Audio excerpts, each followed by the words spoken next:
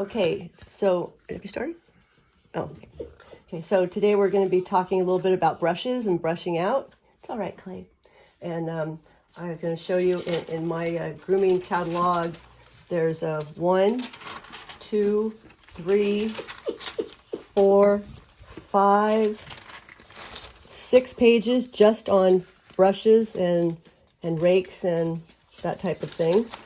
The main thing that you want to think about is that the teeth are bent in a slicker style brush, as this grabs the tangles and pulls them out from the skin as you work.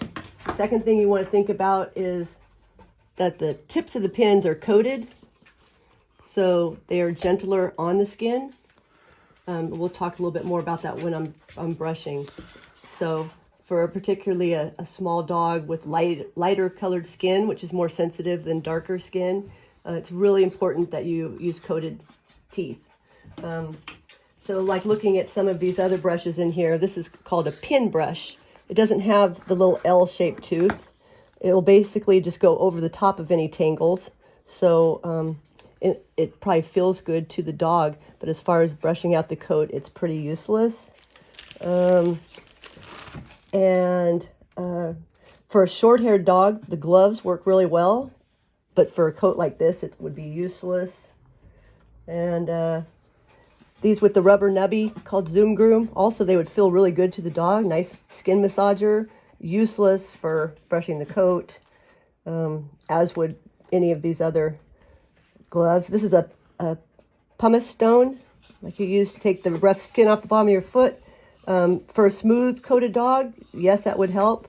For a dog with a coat like this, that would be useless. And this thing that looks like a Christmas tree, that's a bunch of rakes all in a row.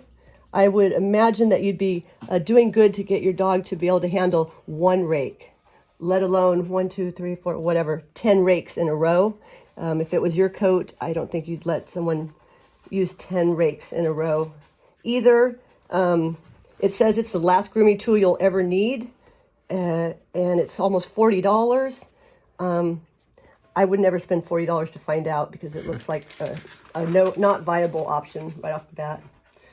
So that's the main thing. The other thing is how strong the teeth are. This is a soft brush. You can see how easily the pins bend.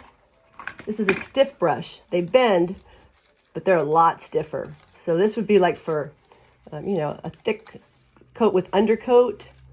It's also uncoated pins. This could like really brush burn your dog if you're not careful. Even with the coated pins, you want to be careful that you're not brushing the skin, you're brushing the hair. And so we'll get to that. And when you're done, it's always good to have a comb to run through your dog to make sure you got all the tangles.